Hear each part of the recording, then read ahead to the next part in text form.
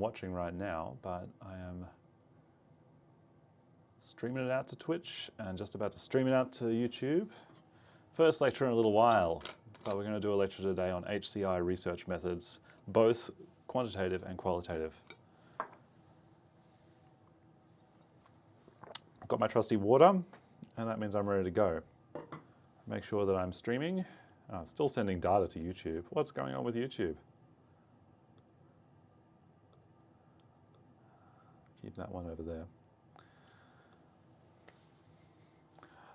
Hi folks, just getting ready to stream and record this short lecture this afternoon.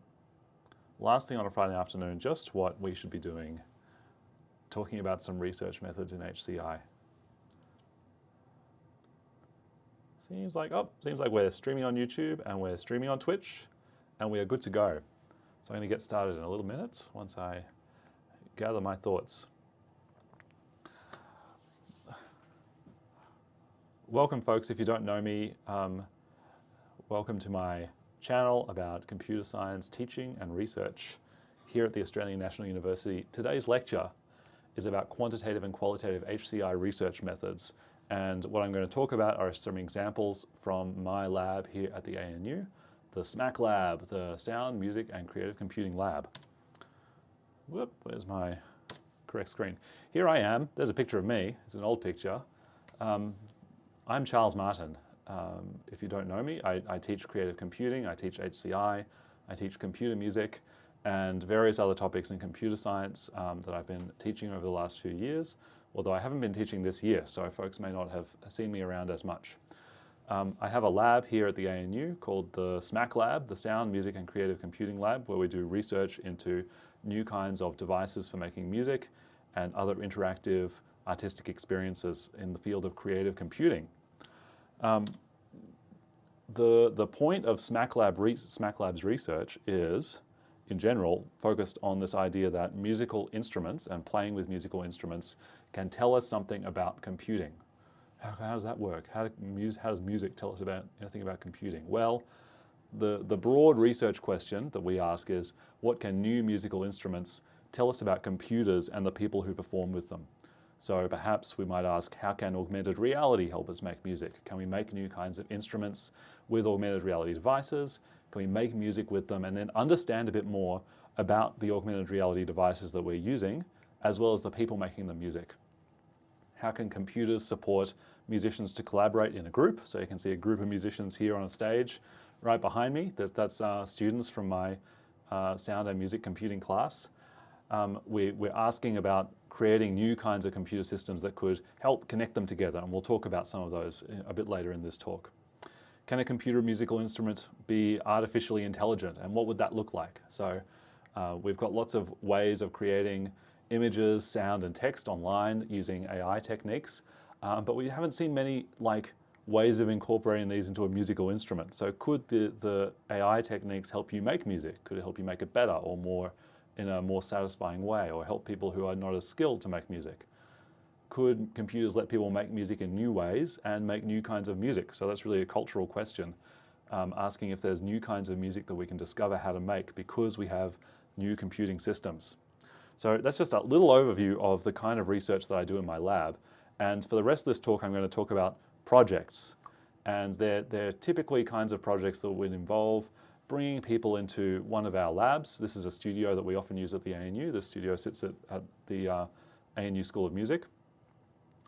And we bring people into a lab, give them a new instrument, and ask them to do some kind of musical performance, and then get information out of them somehow. They might be filling in a survey. You can see some surveys on the floor around these folks in the left-hand photo. They might be talking to us in an interview. We might just be recording data from their performance. So you can see in this picture above me, there's a little Ethernet cable going into the little box on the table. So it's capturing data from that musical performance that the performer is doing. Or we might be doing a combination of these things. So using a mixture of methods to gather information from these musicians and participants in our research projects.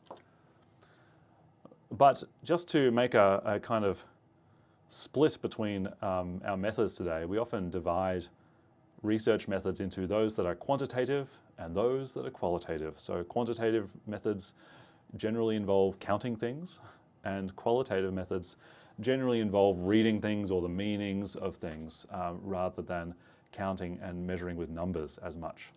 But on the quantitative side, I'm taking that to mean instances where we're using surveys, where we're using perhaps a rating scale to answer. People might give us an answer out of a number, or they might give us an answer of 1 point on a number of different points, like strongly agree, disagree, neutral, agree, never heard of it, don't understand. Or we might be recording some like literal data, interaction data about the performances and interactions with these systems, and making some kind of plots of that data, or measuring it in some way to understand something about the situation. On the other hand, for qualitative techniques, we generally use qualitative research techniques when we've got something like interview data or diary entries or videos where we want to analyze that rich data source and find some meaning out of it, but we're not going to use something like statistical testing. Although you might, if you have a corpus of text, you could do quantitative analysis on text occurrences. But in the case of this lecture, we're going to talk about instances where we use qualitative analysis techniques. So I used a word just before, significance testing. It's actually 2 words if you can count. But you might have heard that before, you might not have. You might have had the misfortune of trying to study psychology and finding that there's a fairly hairy second-year psychology course related to statistics. It's not an ANU thing. Everywhere in the world, psychology students cry in their second year when they have to take their statistics course. It's obviously important information to know, but a tough thing to learn. So the concept of significance testing is to understand whether data is telling us an important story or not about a situation. So we might be able to measure the effects of a change in the circumstance. For instance, we might be looking at how people react to a new kind of computer interface. We might give them a new one, and then they give us some different responses. And we want to know, well, is that response a real response, or was it there by chance? So we want to ask what the significance of the change in the data is. This is not a lecture on significance testing, but just to mention a few techniques that folks often use. A t-test is a very simple significance test. It's a classic, the first in the genre, really. So a t-test is a simple method for comparing the means of 2 groups of data. So you might have answers from users who used interface A, answers who used interface B. We've got different results from both of those groups, and we want to know whether it looks like they have the same mean or the means of those groups are different. And a t-test can help you do that. If you've got a more complicated situation where it's not just 2 tests, not just 2 groups, and you're not just comparing 2 means, you're going to need to have a more complicated test. And the typical more complicated test is called ANOVA.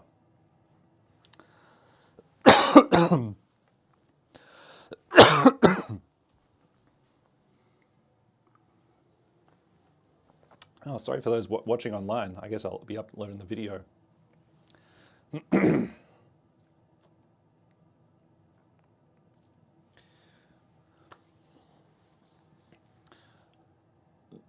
So when you have more than 2 groups of data, or where you've got a more complicated situation, you will need a more complicated test. And a typical more complicated test is called ANOVA, or analysis of variance.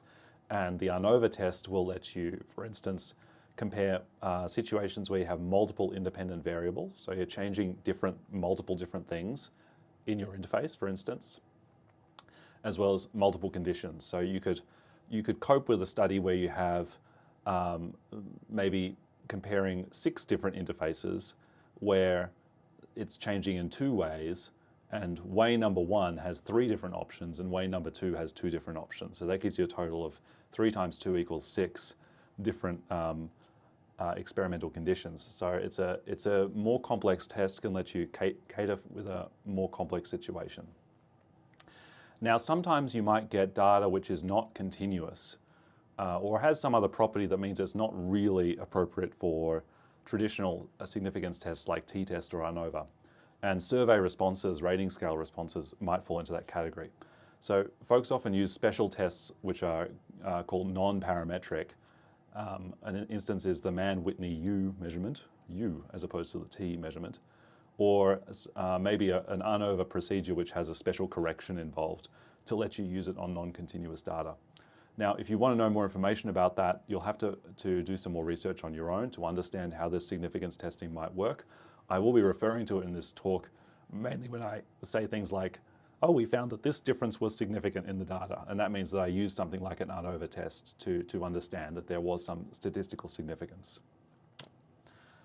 So, 2 examples. My first example is studying an AI, physical AI musical instrument. And this was a paper called Understanding Musical Predictions with an Embodied Interface for Musical Machine Learning that I published. I'm Martin, and my colleagues is Kira Gleta and Turners Nygaard and Jim Turissen from the University of Oslo. So we had a collaboration on this work between ANU and University of Oslo. And here is the AI musical interface above me. It's a little box, actually it's over here, or one of them. I'll find a non-broken one. Here's one. A little box, and you can see here, it's got a little lever here. The idea is that it's a very simple musical instrument, and you move this lever to make a sound. It would go whoop, whoop, whoop when you move that lever. It has another lever on the other side, which has fallen off this one. It's got a little motor sticking out there. But on the inside, whoop, you can see that it's got a Raspberry Pi on the inside and some wires and a little speaker. So it's a hardware experiment as well as software getting this to work. And the idea of this study was to get an AI-powered musical instrument in front of users and see what they thought of it and see if they understood how they were interacting with different kinds of machine learning models, and whether having this little motor-controlled lever on the other side, which represents what the box is doing, using its AI model, might help their understanding. So here's a little demo of how this works. Ooh.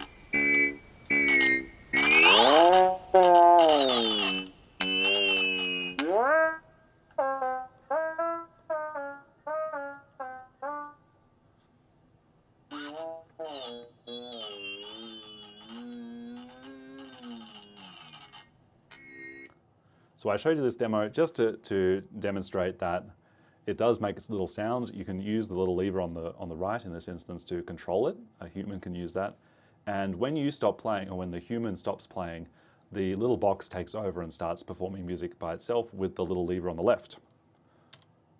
Now, how do we study this? Well, first of all, we had to train it, and I just do this to explain what the experimental setup was. There were 3 different machine learning models involved here. One of these models was trained or developed using human source data. So I recorded a lot of data of me playing with a little lever. I played with it, making music for about an hour, recorded all that data, and used it to create a machine learning model which would try to recreate data in that style. I also got some data from just like mathematical functions, just to be something synthetic, and then also just took random numbers for data. And the idea was to compare how this box would create or try to represent these kinds of data using its AI model, and see what people would do when presented with these different models. So after the training process, the AI software can recreate the human data in a style which is sort of looks similar. It goes up and down and sometimes stays at the top, sometimes stays at the bottom, sometimes jumps around, which is not too dissimilar from the human source data. And the synthetic data basically goes back and forth, different speeds, different kinds of patterns, just like the data we gave it. And the noise model is basically trying to do something completely crazy that doesn't make any sense because it's just being trained on random numbers, so it's impossible to predict what it should be doing. So the experiment design here involved 2 factors and 3 different levels on one factor and 2 levels on the other factor. So a total of 6 different conditions for the experiment. So we had the factors were what machine learning model there should be, and whether the little motor representing the AI model's performance should be turned on or turned off. So that means we had one condition where there'd be the human model and the motor was off, another where the human model was there and the model was on, synth off, synth on, noise off, noise on. So in the experiments, I had 12 participants, and they each did a short improvisation, one short improvisation with each machine learning model in a different order. and with the model turned off and on. So they each did 6 different performances. And we recorded some quantitative data. We did surveys of each of the performances and also measured the lengths of those improvisations. So I can just show you the results of that little study. These are the 8 questions that we gave folks, or their responses to them. So they had questions where it was like, do you feel you understood the response of the machine learning model? And they could give an answer between 1 and 9, where 1 was like least understood and 9 was most understood. Do you feel that the machine learning model was related to your performance? 9 was most related and 1 was least related. Did you feel that the performance was high quality from the box? Yeah, okay. Highest quality and least highest quality. So overall, this data can tell us some information about how people felt about the different machine learning models and the servo on-off conditions. Broadly, what we can see is that usually they felt kind of the same about the servo being on versus servo off, but that the machine learning model seemed to give some big changes to some of these questions. Look at this, these 2 plots. Most of the data is quite low. By the way, if you haven't seen a plot like this before, this is called a box plot. And what is happening here is that the big thick line there is the median of the data we collected. The box represents the inner 50% of the data, so half of the data was inside that box, where that's 25% above the median, 25% below, and then the rest of the data goes out to the whisker here. And sometimes there's an algorithm where you can say that one of the data points might have been like way beyond the other data, and that would be called an outlier, so it can detect an outlier and leave it with a different kind of marker there. So the majority of the data sits within, or 50% of the data sits within the box on each of these plots. They're called box plots or box and whisker plots. And I think they're a neat way to kind of just demonstrate very clearly and cleanly where the center of a distribution is, where most of the data was, where most of the responses were. So you can see basically people are feeling just the same about the human model, whether the servo is on or off in that case, in this case, in most cases. There are often big differences between the machine learning models. So for instance, we can see that the responses for the noise model were much lower. They didn't feel the noise model was related at all compared to the human model. And we can confirm that using significance testing. And as it turns out, there was a significant effect. There was a significant effect on question 2. Was the response related to your performance? So using significance testing, we can find that there were effects on Q2, Q4, Q5, Q6, and Q7, and not Q8. So 5 of these questions had a significant effect. Unfortunately, the ANOVA model doesn't tell you any more. It tells you that changing the model had an effect, but not which model was better or which specific change there were. So then you could do another kind of significance testing just between pairs of the models. You might compare human to noise and noise to synth, etc., to see exactly which model was causing that difference. But you can see from the plots basically that there's a bit of clarity that the noise model is quite a lot lower than the human model here, and in this case as well. And in general, the human model is getting the highest ratings and the noise the lowest.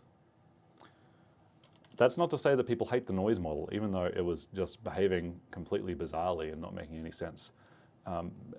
People did find that it seemed to be acceptable, particularly like in saying, did they feel that the model enhanced their experience? Everyone felt that every model enhanced their experience, so they didn't hate the noise model. We can look at some other quantitative data to find out more information though. And one thing that I did in this study was record the length of performances. So when you looked at each of our performance lengths in the same way with a box plot, you can see that although the noise performances tend to be shorter and the human performances and synth performances tend to be longer, there's something weird about these plots. When the motor is on, all the performances seem to have more variance. So folks tend to vary the length of their performance more with the human model and the synth model, but with the noise model, they vary it more when the servo is off. And what we think was going on was that some folks got really interested in this noise model and tried to figure out what was going on with it. Was it intelligent? Was it responding to what they were doing? And they got really deeply engaged in it. They would tend to get more engaged when the motor was turned off because the little motor made a sound and was a little bit more annoying. So folks would tend to not like the noise model even more when that motor was turned on because it would seem more frustrating. And that's something we found out through some interviews, through some qualitative analysis as well. So even though we've got some interesting information out of this quantitative analysis, we had to do qualitative questions as well to find out what people were really thinking about each of these models. And now I can talk about qualitative analysis. So not with that particular study in mind, but with some other studies. How do we analyze text? How do we analyze images? What about videos? A lot of, even though we talk about significance testing, and it's often what people think of first when they think about analyzing data or doing a study or evaluating something or doing science and getting proof about the way the world is. But a lot of research data is not suitable for significance testing. For instance, even things like text questions or case studies or interviews or ethnographies, you can get lots of data about a complex situation, but you can't just chuck an ANOVA test on it and get a p-value and say, yes, we know that it's significant, therefore science has been done. So we have to do some more work. Unfortunately, work is hard. Qualitative analysis is a group of methods from social science, and it lets us understand and analyze all different kinds of data, including quantitative data actually. You can include everything together. And we often use a word coding in qualitative analysis, and that's very confusing when we're computer scientists and we use coding to mean something else. But in qualitative research, the word coding has nothing to do with programming. This just means annotating data with keywords or phrases that provide a means for analysis over a large corpus. So with a small text data set, you could be taking bits of text and adding code words or something to understand how it works, or highlighting it, or using post-it notes. And maybe with a bigger data set, you might use some specific software packages that would help you do your qualitative analysis, like NVivo is one that we use at ANU often. And there would be different procedures for coding and developing knowledge out of your data set, coming from different authors, different fields, and just different approaches over time.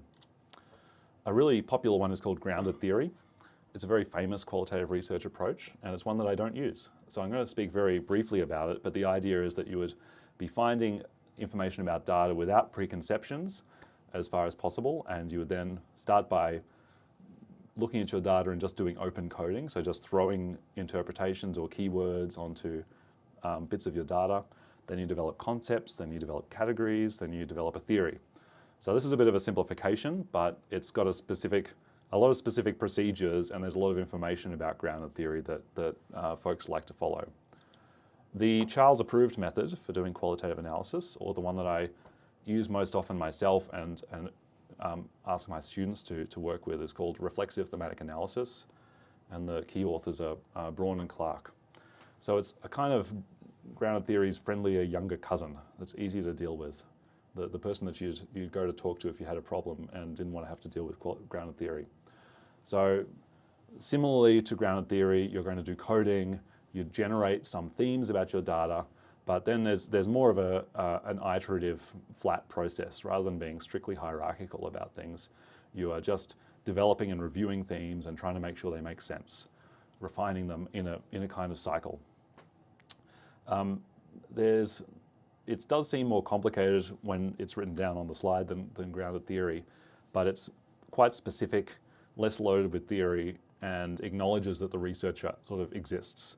And particularly in HCI, when we are the ones who often make a system that we then want to evaluate, we have an important stake in it. So we should acknowledge that in our research, and we can never really be truly objective when we have actually built the system we'd like to analyze. So there are other techniques. I've just got a list on this slide. Phenomenology, hermeneutics, that's really to do with existing texts. Microphenomenology, I don't know a lot about that one, but I know that you have to go to a seminar in France to really understand it. So I guess someone can pay for me to go to France one day and I'll be able to talk about microphenomenology. But until then, it's I'll have to stick with thematic analysis. But there's definitely a big world of qualitative data out there, and a lot of folks with different ideas about how to deal with it.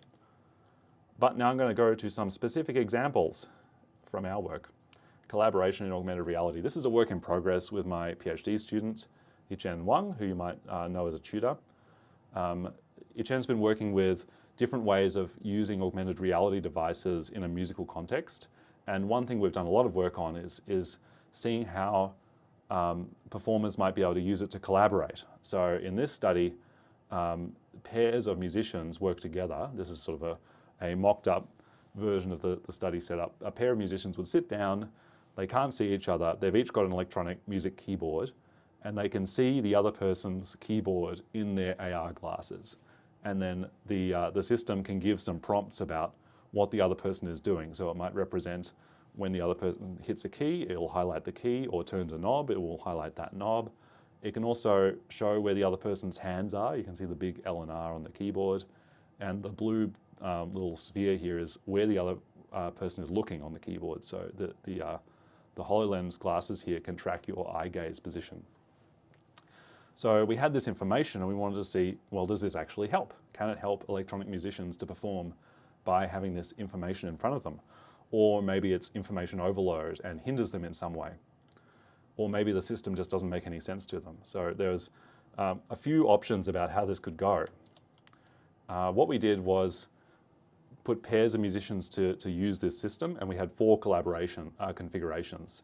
So similarly to the little AI music box study, we had 2 different ways of changing this interface. One was to turn the information about the instrument on and off, that is whether they're hitting a key or turning a knob, and the other was to turn on or off information about where their hands are or where their eyes are looking. So that meant we had 2 by 2 different configurations, so 4 different interface configurations in total. And we were focused on understanding awareness of the other performer and their engagement in the collaboration. So these were research questions that we really wanted to use interviews to draw out and talk to performers together about their experience. That's not to say that we didn't do any quantitative analysis in this study. We did use 3 standard surveys: the System Usability Scale, the NASA Task Load Index, and a Situation Awareness Rating Technique. It's the SART survey. So the idea here was to do some sort of typical surveys that are well cited in the literature, administer these quickly to performers for each of their performances, and then do a longer interview at the end where the performers are able to tell us their overall experience. So how do we do this data analysis? Well, it was actually quite hard. It is quite hard to do thematic analysis. You have to read the data over and over again and start to apply codes and then try to make sense of the codes together to develop a higher level theme. And within this data analysis process, the themes we came up with were that the information exchange enhances the comprehension of group musical activity, that AR sharing communicates musical ideas, that the knowing the collaborators' actions moment to moment and in time leads to peak experiences, which is really good. We would like to have peak experiences, and coordinating musical attention between instruments and visualizations. So I should say we came up with these things, but we're actually still working on them because it's an iterative process. We're currently writing this paper, putting it together. It's not published yet, so there's still a chance that we will change these themes as we're looking again at our data and really trying to understand what has happened within these experiments. And then we connect these themes with information we got from those surveys to try to address our findings or address the research questions that we ask in that paper. So these screenshots are just some examples of the process of finding codes within the data and trying to understand how they fit together and what themes they support. I can give you one more example, another study using thematic analysis. This was called Breaking from Realism. Well, that's the start of the paper. It's a study that I worked with another PhD student called Benedicta Wallace at the University of Oslo. And the idea here was that Benedicta had developed a system to create AI dances or dance moves, and you can see like a computer-generated dancer on the screen here, and then worked with a professional dancer for over a year, not every day, just maybe meeting every month or so, and talking about this system and trying to use it in different ways. And so we ended up turning that into a study with this dancer where they helped us to create part of our system and then used it to create a performance, and then discussed that performance with us and did some techniques to gain information about it. One technique was called video cued recall, where you just watch the performance together and then talk about it. Seems pretty simple and a good way to understand about a scenario. And then this dancer actually used our system with students and then was able to speak about that experience. So we had this quite varied data set of video, audio, discussion transcripts, diary entries, photos over many months. And Benedicta pulled that together using thematic analysis to try to understand how a dancer can make use of our system, which other people had not done, even though there's many papers about machine learning dance generation systems. They generally don't work with dancers for a long time. So the themes that Benedicta came up with was this sort of process of how surprise or unexpected results lead to good outcomes within this system, or trying to find out how the surprising aspects of the machine learning system's outcomes can be useful. So surprise could be a challenge and a benefit. The system can transform the impossible, so transforming bodies, transforming movements, and then that leads to breaking movement patterns. So actually a useful outcome for the dancers in our study was breaking their preconceived ideas for their music, for their movement patterns, and something that they could actually apply within their practice. So 2 studies using thematic analysis, coming up with different kinds of themes. And I guess the takeaways from these studies are that something like breaking movement patterns, it's not something that you're likely to find out from a quantitative survey like a system usability study survey, right? Because those surveys ask specific questions about how usable a system is, and they don't tell you like things that you don't know to ask. So you're stuck with the same questions that were set down in the case of SUS in 1986. So these questions make a lot of sense for many kinds of scenarios, but if you're trying to understand how a generative AI system can be used in an artistic practice, well, that wasn't really a preoccupation in 1986, so we don't have that question within that survey. Of course, you can ask that specific question in a study, make a rating scale, but also you can just ask a person, tell me how you're using your system in our study. And that leads you to get answers that you don't know to ask for, because people will tell you more information than you are specifically asking them about.